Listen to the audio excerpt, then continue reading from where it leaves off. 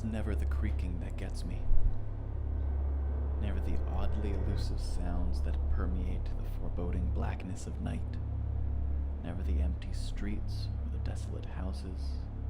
It's the silence. It's the shadows creeping on the periphery of the gaze of a street lamp. It's the black roads that seem to swallow me whole as I traverse this place.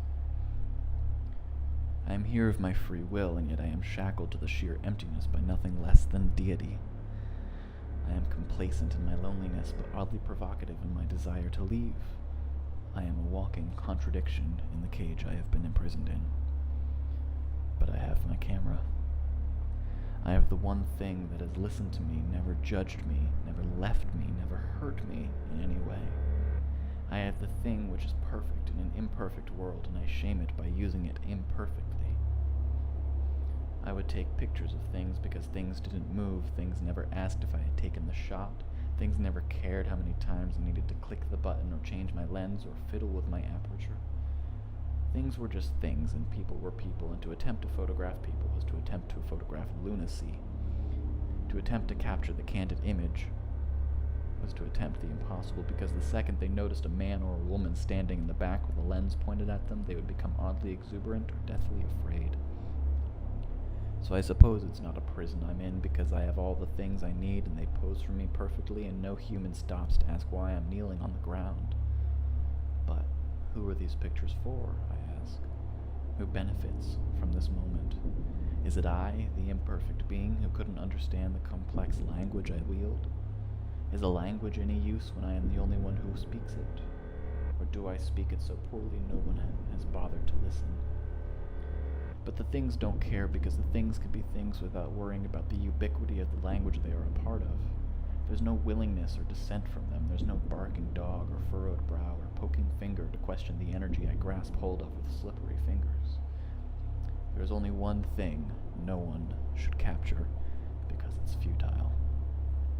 Never attempt to capture the image of a mirror. Why, you might ask? It's an object, same as the others, and a person's presence is only necessary if you will it.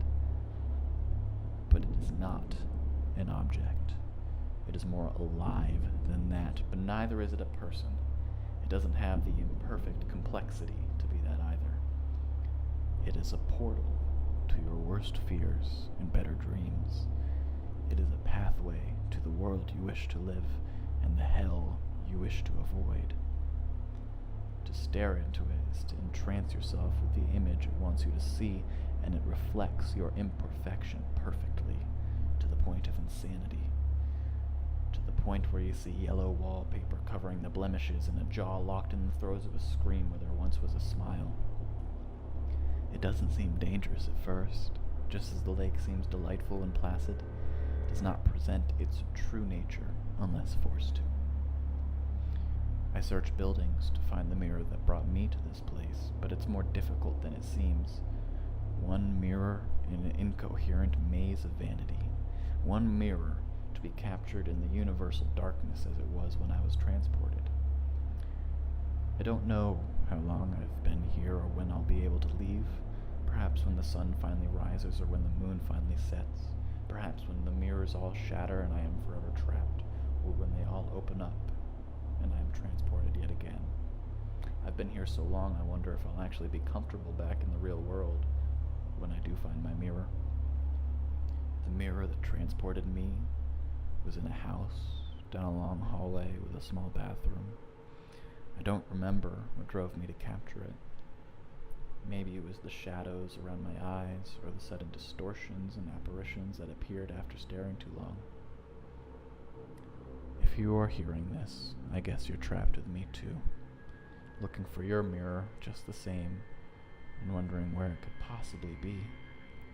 I have no answers for you, and I can't offer my companionship. I don't want to get lost down here. I just hope you brought a camera.